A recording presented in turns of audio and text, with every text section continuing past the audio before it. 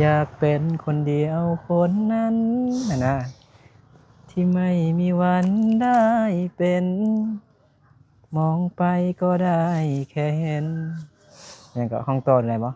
น้องปลาบ่ได้กินข้าวเถอะกิน ข้าวสวย แล้ว กินแล้ว กินแล้ว เอาคือบ่ฮู้ใช่นะตัวเองกินไปแล้ว น้องปลากินแต่เข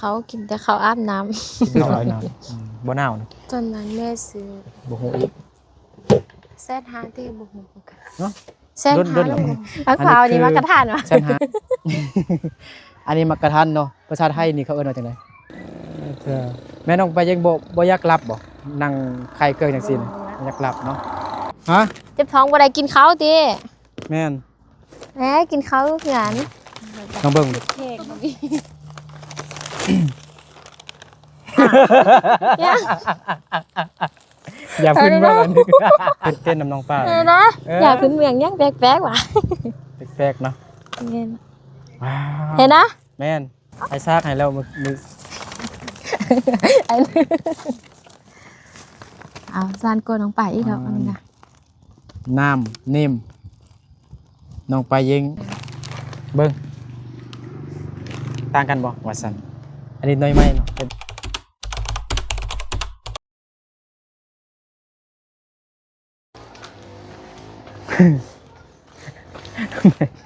แม่น้องไปยิงเบิ่งแม่น้องไปยิงไข่มันแก้วอยู่พุ่นแม่ไปยิง แม่ลองโทรศัพท์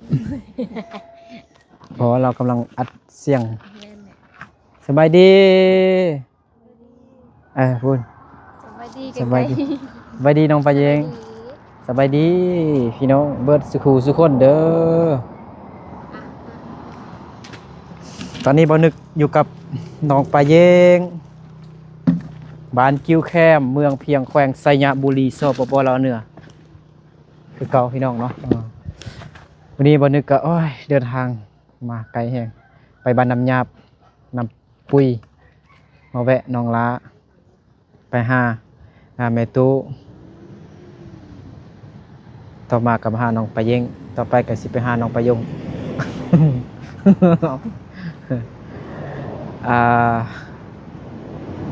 มื้อเช้านี่น้องไปช่วยเข้านะช่วยเข้าอยู่บ้านน้ำเหียบ่พี่น้องบ่ ว่าไปแต่ว่าบ่ได้ไปซื้อข้าว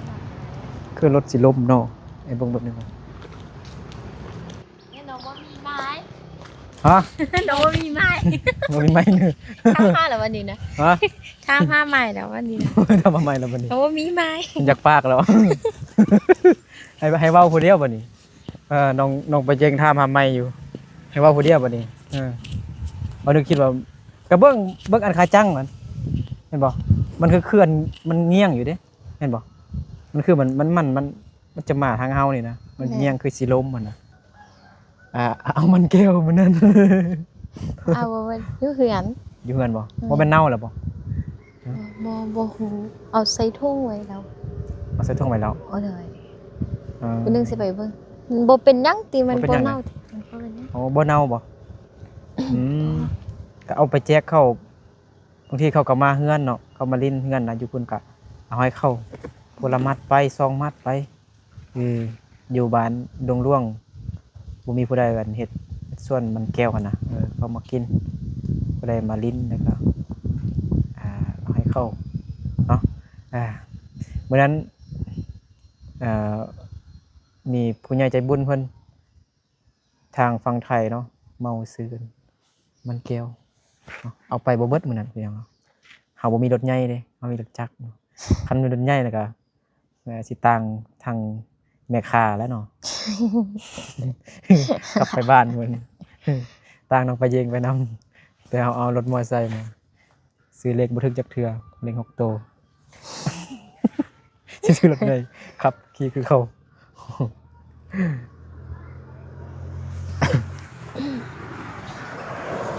อยากเป็นคนเดียวคนนั้นนะที่ไม่มีวันได้เป็นมองไปก็ได้แค่เห็นนี่ก็ห้องต้นอะไรบ่MC ว่าไอ้นึกห้องเพลงเพราะว่าฉัน กระแท้ ร้องเพลงหยัง คันเปิดโตบ่ได้สิเก็บอ้ายไว้เฮ็ดหยังนอล่ะคิดอีหยังอยู่ให้ฟ้าวบอกมาบ่ได้ว่าเอาเป็นซ้ำนี่แหละวันนี้ให้น้องไปเย็นของเพลงเพราะน้อยหนึงหรือบ่ได้ เพลงม่งก็ได้น้อยหนึง บ่ได้เลยเลยของเด้อ บ่ให้แบบเอิ้นว่าสร้างบรรยากาศก่อนนะให้มันม่วนนะจังหน่อยนิดนึง ได้ติน้องป้าจะขอ เขาจึงสิเดินเรื่องอะไรแบบนั้นนะ อือ เขาจึงสิเข้าเวียกเขานะเอาเพลงก่อนสร้างบรรยากาศฟอนต์ได้เป็นเนาะ บ่เป็นฝอนไล่คนแฮเป็นฝอนเดือน สิเอาคลิปให้เบิ่งคันว่าฟอนต์บ่เป็นเด้ อ้าว อืม ผิดทึกอยู่เด้มื้อนั้นน่ะ ฮะ มื้อนั้นนะ มีพี่ทึกๆอยู่ เออ ไอ้คือบ่เห็นพี่ทึกๆนะทึกหมดเลย ผิดอยู่ ตอนอายบ่ได้เบิ่งน้องเลยบางทีก็เบิ่งคนอื่นก่อนแบบ บ่ได้เห็นน้องแต่วิดีโอมันจะจับอยู่แล้วเบิ่งคืนก็ฮู้แล้วเนาะอ่า ไอ้นี่กับเวนดี้กินข้าวล่ะ ยัง ไปกินข้าวไป กินข้าวกับหยัง กินข้าวครับโหแม่เฮ็ดยังกิน ฮะ บ่โหแม่เฮ็ดยังกิน น้องไปงานพี่น้องเขาบ่อยู่นั่นน่ะมีพี่น้องของน้องไปเยงเสียพี่น้องเนาะอยู่บ้านน้ำเฮียแม่นบ่ นี่ อันนี้เสียใจนำเด้อเป็นหน้าบ่ เหนื่อย นี่ ไหม อาญาเว้าเมื่อกี้เป็นหน้าว่าซั่นเขาคนเฒ่าบ่ แม่น อืม คนเฒ่า เป็นพญาติหรือว่าเป็นคือว่าเสียยันเฒ่าหรือไง เป็นพยาธิ พญาติบ่ เหนื่อย อ๋อไปน้ำยามาเมื่อกี้ก็เห็นเขากลางเต็นท์อยู่หั่นนี่บ่ แม่นนี่ อยู่เบิ่งเอาไปน้ำปุ้ยมันเบิ่งขวาบ่มันบ่เอาไปน้ำปุ้ยเบิ่งขวาบ่หรือทางใดเอาไปน้ำปุ้ยนะเอาไปพุ่นนะมันอยู่เบิ่งขวา แม่นแม่น ทางรถใหญ่แล้วมันอยู่เบิ่งขวาบ่คันเอาไปน้ำปุ้ยคันเอามานี่มันอยู่เบิ่งซ้ายเนาะ แม่น บ่เห็นคนร้ายอยู่หั่นก็คือว่าเห็นน้องย่างๆอยู่เด้เมื่อกี้ ใช่ป่ะ ตาฟาดติมื้อนี้บ่ได้ไปฝากเครื่องบ่ วินี้นะฟ้ากแต่มื้อเช้านี้แล้ว อ๋อเดี๋ยวช่วงนี้ได้ค่ายดีอยู่บ่ ค่ายดีอยู่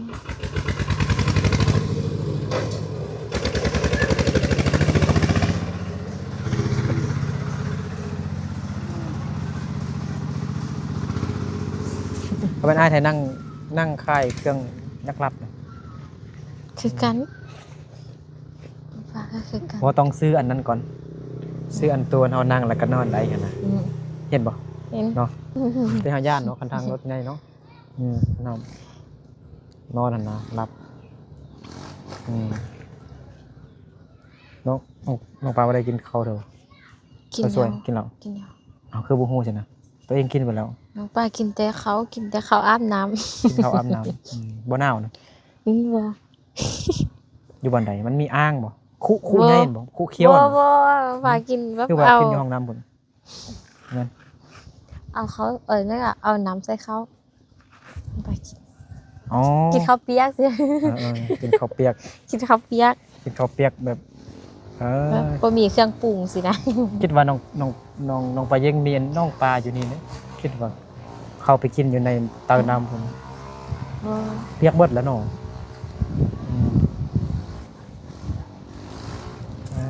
กินข้าวอาบน้ำเรากินก่อนเด็กผิวข้าวเนาะกินข้าวอาบน้ำบางทีผิวข้าวเนาะน้องปลาเนาะ ลองไหมลองไหม ตัวสิปลาเย็งตัวให้เรากินข้าวละลายนะบ่มีวิตามินหยังข้าวบ่ลืมนี่ก็เจ็บท้องเนาะน้องปลากินเบียร์เก่งหมด3 ลังไปกับแก๊ส1แม่นบ่ บ่แม่น ก็ได้กินนั่นน่ะ บ่ฮู้นั่นตัวนั้นอายซื้อมาแล้วเขาเจ้ากินซื่อ อ๋อ ๆเจ้าสลองอีหยังหา อืมอืมอืม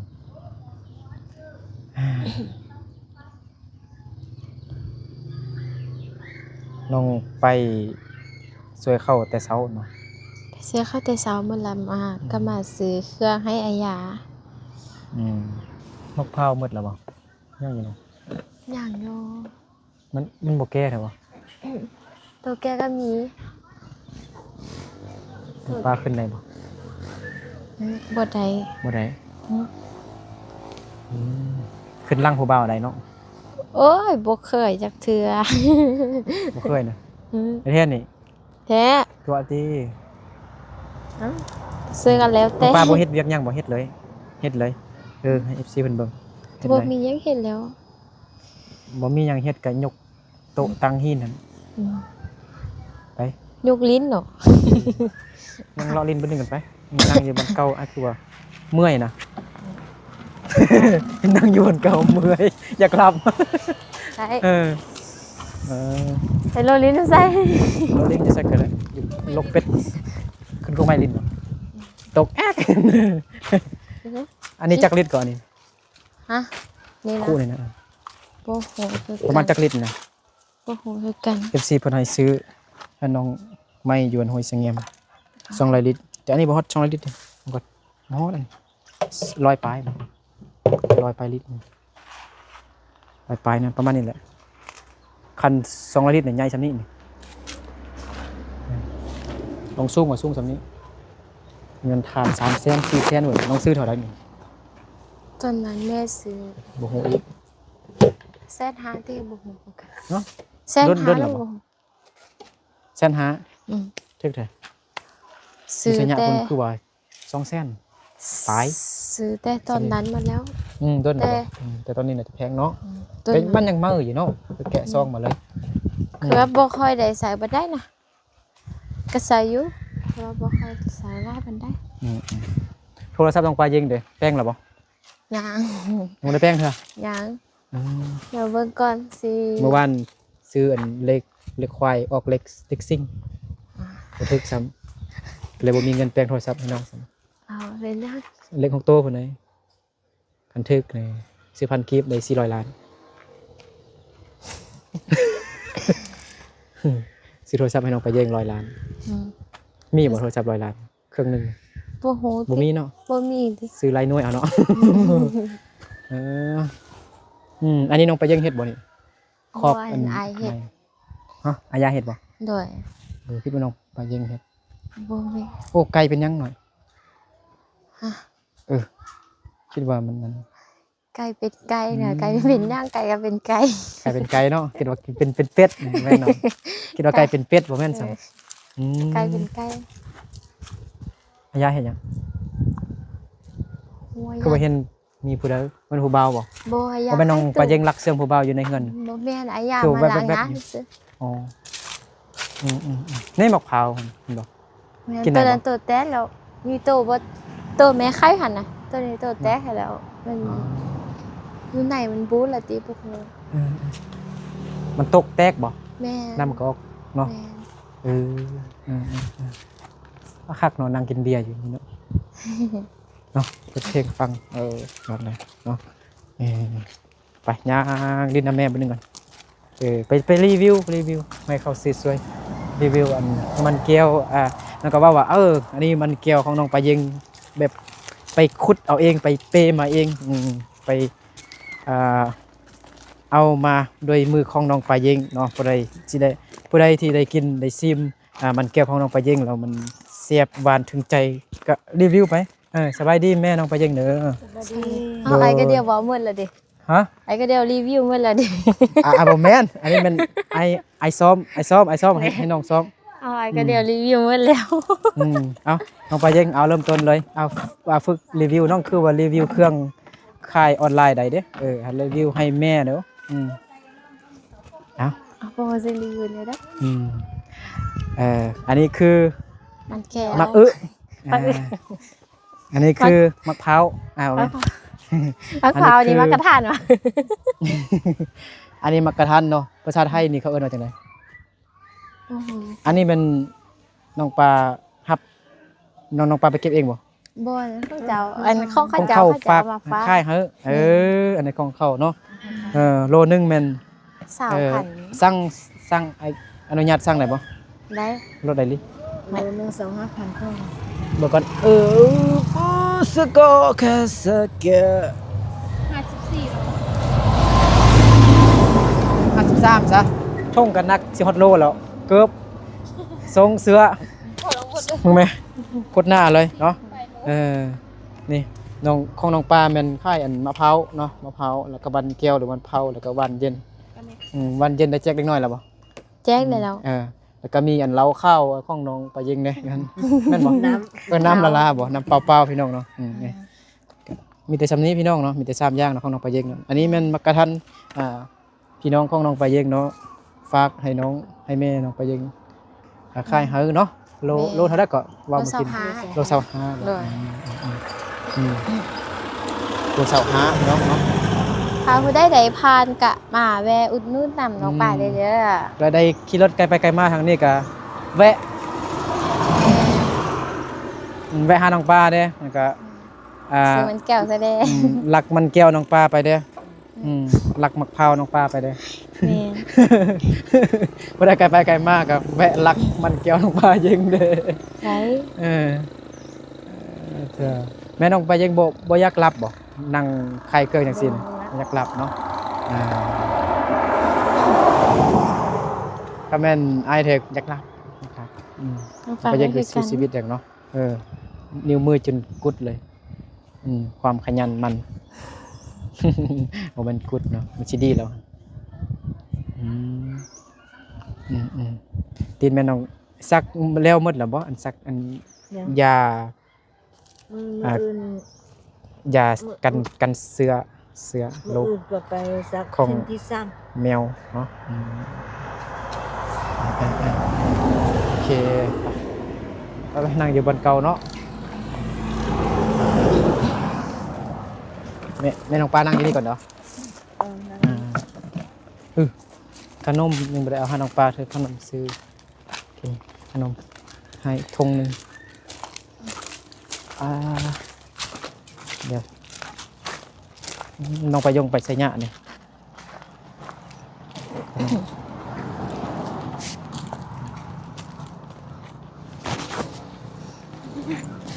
มีอัน FC คอเบอร์น้องปลาเย็งหลายแห้งเด้ ฮะ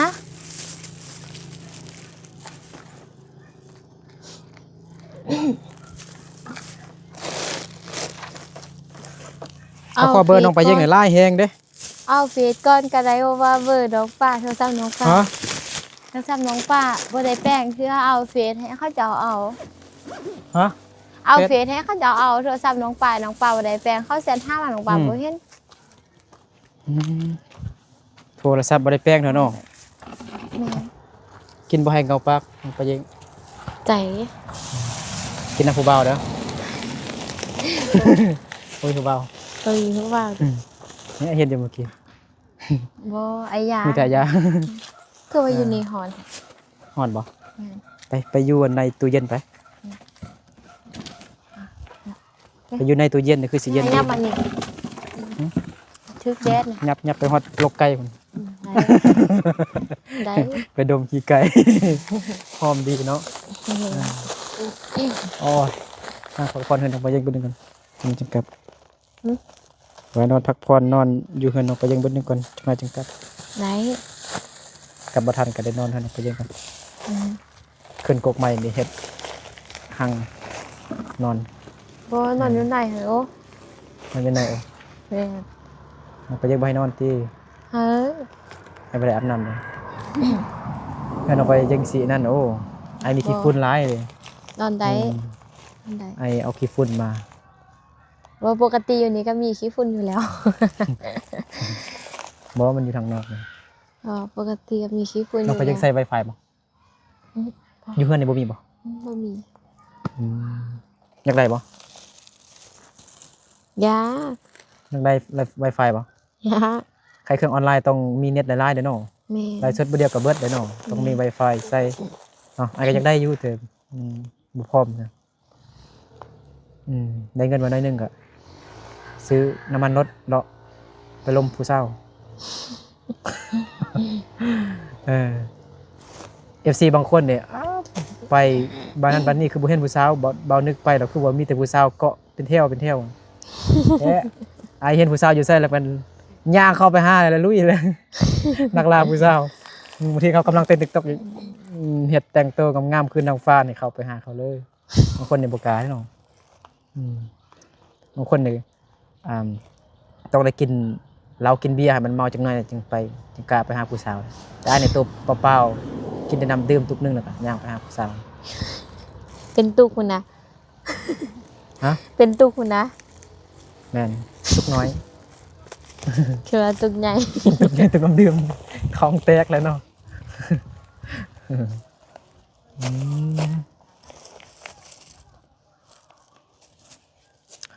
ซื้อยามาเมื่อกี้นะ ฮะ ว่าไอ้ซื้อยามาอย่าพื้นเมือง ซื้อเป็นยังคือว่าซื้อยาพื้นเมืองเจ็บหัวเจ็บค บ่ อ เจ็บไอ้มักเจ็บกระเพาะ อ๋อ เขาฝากมาไล่ อ๋อดูใช่แม่เขาจะฝากอยู่เตบาทมา แม่นเอาแม่เฮ็ดอยู่บ้านพุ่นน่ะสมุนไพรมันเจ็บท้องนะใครเอามุ่นๆน่ะนะ โอ้ยอีแม่ก็มี นี่อยู่บ่ มี อืม แม่ก็มีวันหนึงคันไปเอา ไอ้ฝากให้น้องคายให้ได้บ่ให้แม่ให้น้องไปยังเวลาได้คายเครื่องแล้วก็ฝากไว้ครับ อ๋อได้ อาจจะก็บ่ได้คายก็บ่เป็นหยังเอาฝากไว้ซิ แม่น้องป่าก็ บ่ร้ายเนอะ คือแบบแม่น้องว่าก็ไข่ก็ยุคนั้นนะยังไงก็ไข่อยู่เนี่ย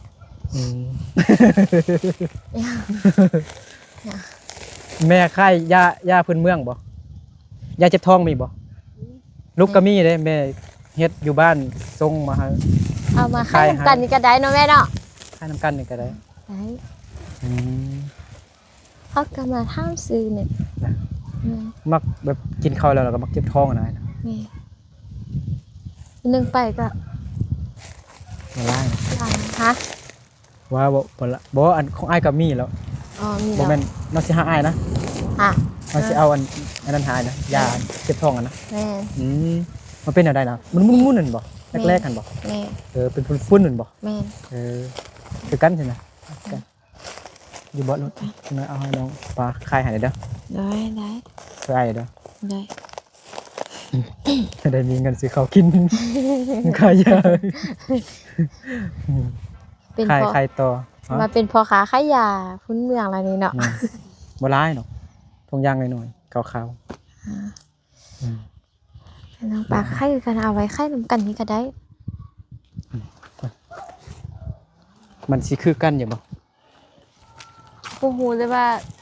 มันเป็นอย่างได้ของ ของอ้ายเป็นแนวนี้ แม่ให้แม่เห็นได้คือบ่ฮู้จักได้สิเอาให้เบิ่ง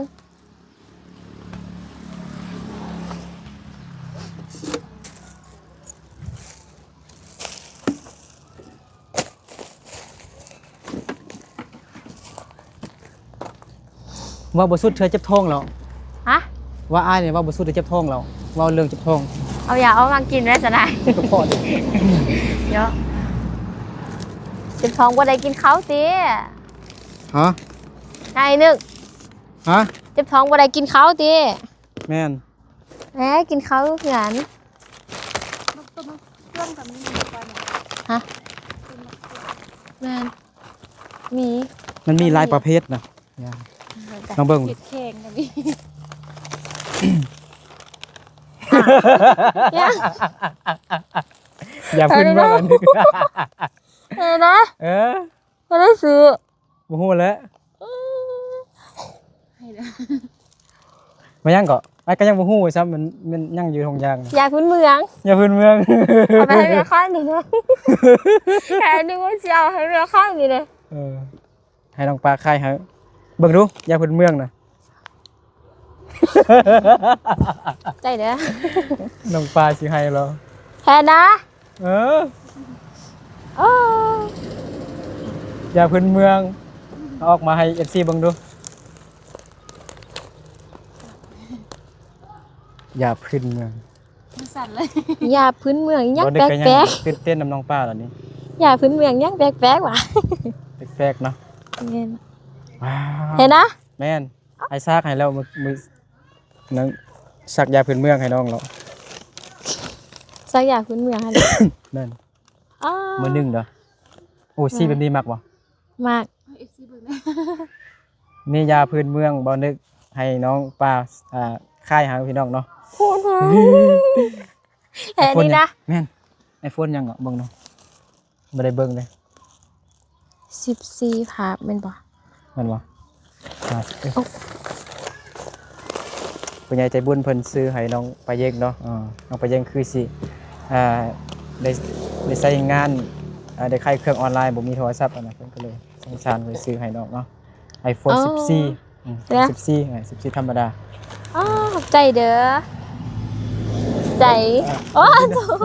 ระวังมันตกอีกหน่อยบ่ได้เดี๋ยวโอ้ยตื่นเต้นแฮงเนาะเคล็ดก็งามแฮงพี่น้องเป็นตาหักกับแพงลองใส่เคล็ดมาดูมันสิงามจังได๋โอ้โถบ่นึกก่อนลองใส่มาดู ตะมูตะมีแหงสั่น อีหยังล่ะบัดนี้ลองใส่มาดู ให้ตัวนั้นก่อนเด้ คือตอนนี้เป็นเครื่องซื่อๆอยู่ในบ่ได้ตั้งอีหยังจักอย่าง ID น้องชื่อ ID เก่าอีหยังบ่ ชื่อ ต้องได้โอนเข้าบ่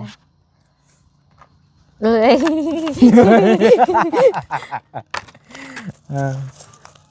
ลองเปิดเบิ่งดูเปิดขึ้นบ่ขึ้นซั่นติมือหนึงก่อนเห็นบินบ่ บิน โอ้ผู้ใหญ่ใจบุญเพิ่นอยู่ทางฝั่งไทยพุ่นเด้เขาเขียนใส่เป็นเงินบาท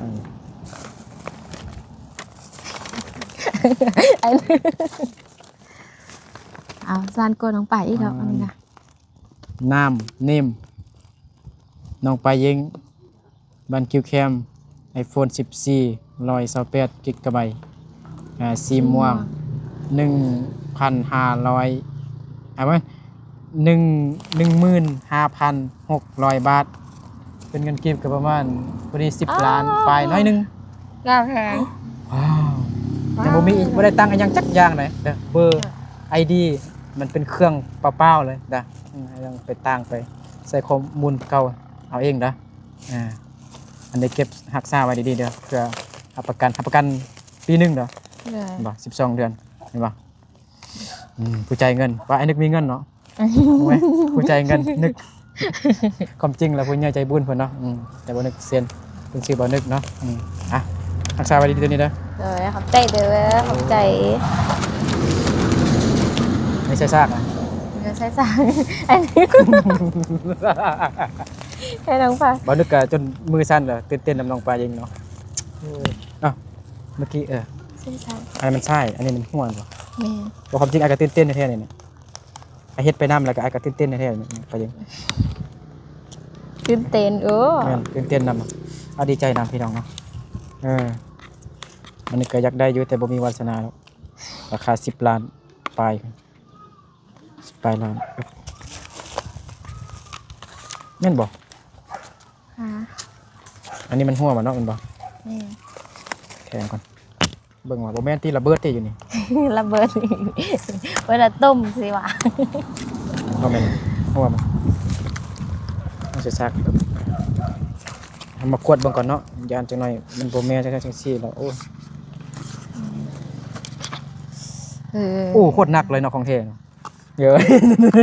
แทโกตัวนี้น่ากลัวเข้าลงปากก่อน แม่นของแท้บ่ นี่นะ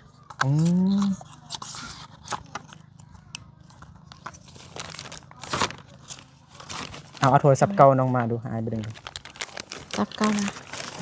นี่แป๊บนึงกันไลน์มาสมเทียบกันเบิ่งว่าเป็นจังไดสิคือกันก็ไปเอาอันหน่วยแต้กันนะยังอยู่บ่หรือว่าคายแล้ว ยางมาค่ายเด้อสิค่ายได้ พี่น้องเนาะ iPhone 14บ่ดึกยังบ่ได้ใช้เทื่อบ่ดึกใช้แต่ iPhone 10 หรือว่า iPhone X XS นี่บ่iPhone 11 ยังบ่ได้ใช้เทื่อเนาะ12 13แต่ว่าน้องปลาเย่งนี่ใส่14แล้วโอ้โคตรงามนะฮักเลยพี่น้องเนาะเคสก็โคตรนะฮักเนาะนี่ อึบอึบเข็ดคนละหักนะจะช่วยจากใดได้เนาะไม่ได้เนาะมันสิถึกเลขซื้อ iPhone 14ใส่ขึ้นลงไปเยอะอยากใจบุญเพิ่นเนาะเพิ่นก็บ่ให้ออกซื้อพี่น้องเนาะแต่ว่าเป็น FC ทางฝั่งไทยเพิ่นเห็นคลิปที่บ่ได้ได้ เชฟก็คือกันเลย เบิ่งฮะ เชฟคือกันเลย อ้าวเฮ็ดคือกันบ่ แม่น อันนี้มันตุ๊กตาตินี่ แม่นแต่ว่าแบบมันมีมันคล้ายๆคือกันเลย มันเป็นมีมันมีแว่นแยงเลยเนาะ แม่น ว้า คือกันเลย เดี๋ยวอันนี้ยังกับกระเบือบ่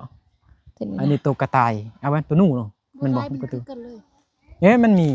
เวลาแยงแว่นก็บ่ยินนี่กันเนาะโอ้ไอ้คือดำเด้ แล้วก็สีแบบเดี๋ยวได้สีคือคล้ายๆสีม่วงสีอ่อนสีบัวนี่นะ เอาจับแอนเอาโทรศัพท์น้องไม้ตัวดีใจด้วยเนาะตัวนี้จับนี่ เอาใส่กล้องอ่ะ โอ้มันสิตกแล้วนี่ นี่นะมันสิตกแล้ว ฮะมันสิตกแล้วบ่ดิ แม่น เอาออกได้บ่ มันติดกับนี่นะ เงาติดกับนี่บ่ มันติด โอ้ต้องได้กู้คืนก่อนเนาะเบิ่งต่างกันบ่ว่าซั่นอันนี้น้อยไหมเนาะแต่บ่มีหยังแล้วอยู่กองซื่อๆเนาะดีนะ ดีใจเลยเนาะดีใจนำเด้อเอาจริงอันนี้ ตื่นเต้นด้วย เอานี่ใส่นี่แล้วก็ไข่ต่อ10 ล้านเป็นเงินกีบก็มาประมาณ10 ล้านปลายน้อยนึงพี่น้องเนาะiPhone 14เนาะ Pro Max แม่น14 ล้าน15 ล้านนี่แต่ไปใส่14ธรรมดาก่อนเนาะดีนะฮักเนาะความจำอันนี้ความจำเท่าไหร่128บ่128คือกันเนาะแต่14มันจะไวกว่าขอบใจขอบใจผู้ใหญ่เพิ่นบ่ให้ออกสื่อมีแต่ให้น้องปลาจริงอวยพรผู้ใหญ่ใจบุญเพิ่นจะบ่ให้ออกสื่อแม่นให้อวยพรให้ผู้ใหญ่เพิ่นเฮ้ยเดี๋ยวบ่แตกเตียนนี่เดี๋ยวไปใส่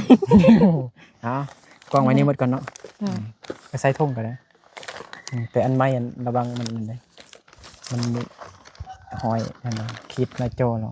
อันนี้ใส่กันแตกแล้วบ่กันแตกแล้วก็ใส่แล้วมีทางล่างนี่บ่ได้ใส่เด้อตัวฟิล์มอันกล้องมันน่ะหรือว่าตัวนี้แม่นหรือบ่แม่นบ่แม่นนะติแม่นบ่คือว่าก ล้องตัวทางหลังนี่บ่อันเคสมันบ่อันนั้นน่ะแก้วอันแม่นแม่นล่ะบ่แม่นแล้วน่าจะนะกันเวลามันตกกระแทกใส่พื้นน่ะตัวนี้แฮะขี้ฝุ่นเข้าไปไหนแล้วนี่มันก็จะมีไปพรให้ผู้ใหญ่ใจบุญเพิ่นเด้อบ่ได้เนาะบ่นึกจึงมีวาสนาได้ใส่ iPhone ใส่แต่ iPhone 10 iPhone X บ่ใจละลายเด้อที่ย่างซื้อโทรศัพท์ให้น้องปลาใจละลายขอให้จงอยู่ดีมีแฮงสุขภาพแข็งแรงเด้อความเจ็บอย่าได้ความไข้อย่าให้มีได้สาธุว้ายตื่นเต้นบ่ฮู้สิว่าจังได๋มาบอกเลยเนาะตื่นเต้นแฮงพี่น้องเนาะก็ขอบใจขอบคุณผู้ใหญ่ใจดีผู้ใหญ่ใจบุญเพิ่นหลายๆเด้อเนาะเพิ่นอยู่ดีมีแฮงสุขภาพแข็งแรงความเจ็บอย่าได้ความไข้อย่าให้มีขอให้ร่ำให้รวยสิได้ไข้มานให้อายุมันขวัญยืนสาธุใจละลายเด้ออยากซื้อโทรศัพท์ให้น้องปลาดีใจนำด้วยเนาะใจเต้นจะวายตึกตักเราสิได้กู้อันข้อมูลเก่าได้บ่เฮ็ดจังได๋เนาะเอายังนี่นะมันสิเข้านำเฮือนปลาเย่งบ่ปลาย่งมาแล้วบ่กระโตมาแล้วบ่ปลาย่งมาไปไสยะนี่เมื่อกี้คือมานอนอยู่นี่ซั่นน่ะกระโตกระโตขี้ดื้อไปให้มันไปกระโตไปแม่ปลาย่งมาสิเข้าอยู่นี่พี่น้องเนาะกระโตขี้ดื้อได้กระโต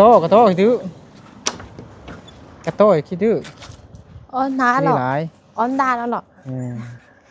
กระโตขี้ดื้อพี่น้องเนาะ ก็ต้องใช้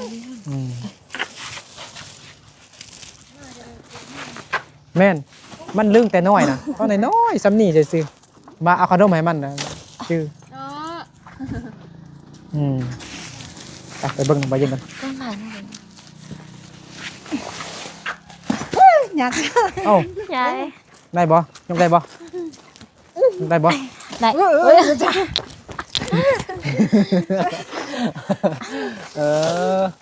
สบายดีแม่น้องประยงเด้อ ทำไมดี เด้อมาชี้เขาแล้วล่ะเนาะ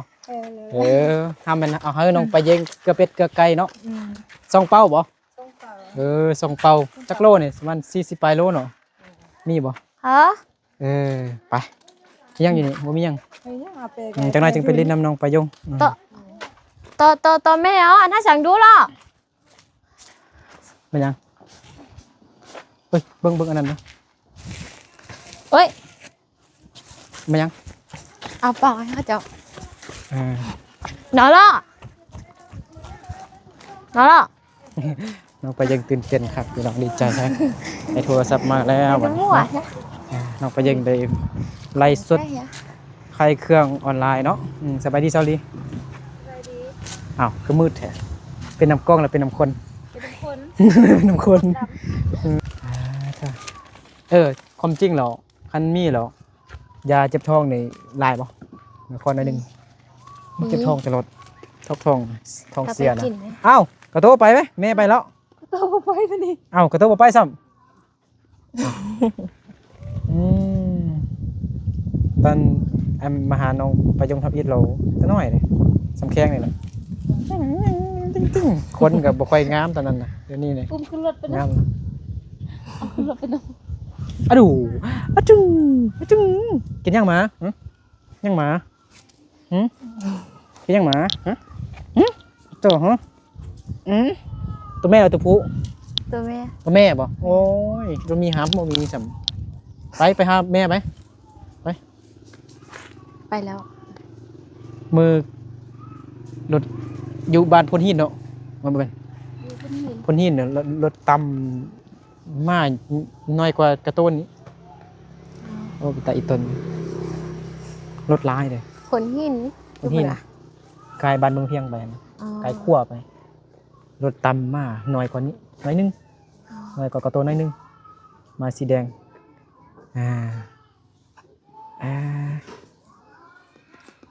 โอเค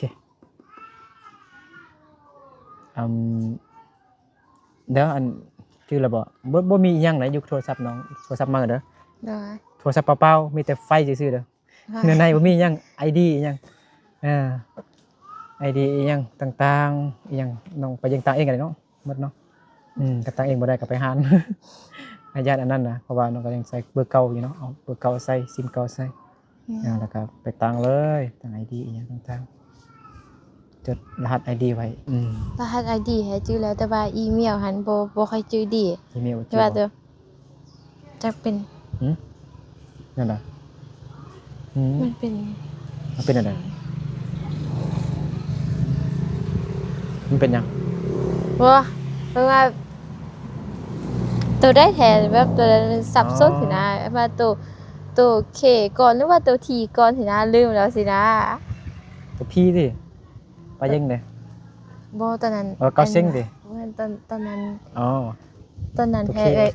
เลยค่ะต่างให้เป็นตัวทีหรือว่าตัวเคนะลืมแล้ว โอ้ไป กระโตไป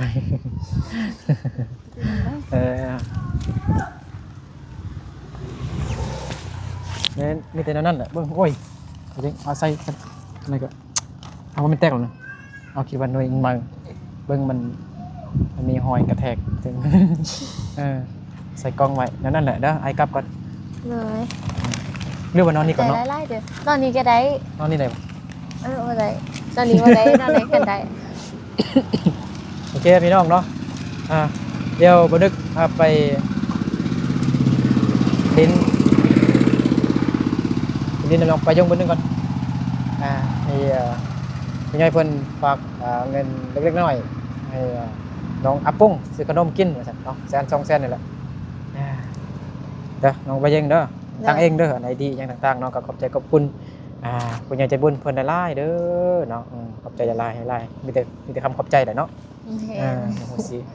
เว้ายังหลายบ่ได้ตอนนี้เนาะยังตื่นเต้นอยู่น้องไปเองเนาะตื่นเต้นเด้อ อันนี้ก็ระมัดระวังเด้อเลย ต้องระมัดระวังเวลาล้างถ้วยก็โทรศัพท์ย่องมาสูงๆหน่อยเด้อเผื่อมันตกมามันแตกแห้งๆประสดย่องสูงกว่าที่ผ่านมาอีกตกมาแล้วมุนหมดเลยเนาะให้มันบ่เป็นตาเอาเลยใช่ป่ะมันเป็นไอ้ยังเล็กกับบ่แม่นมันเป็นกัวเนาะอันบ่อนอันล้างถ้วยน่ะมันเป็นกัวบ่หรือว่าเล็กกระแทนนี่ มันเป็น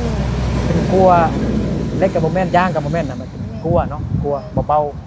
ๆตกมาแตกง่ายเนาะ iPhone แตกง่ายไปแป้งกับแพงเนาะโอเคเอาเดี๋ยวบันทึกกับเซาลีไปรีน้ำนองไปยงบันนึงก่อนเนาะ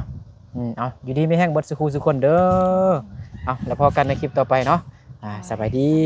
บ๊ายบายไป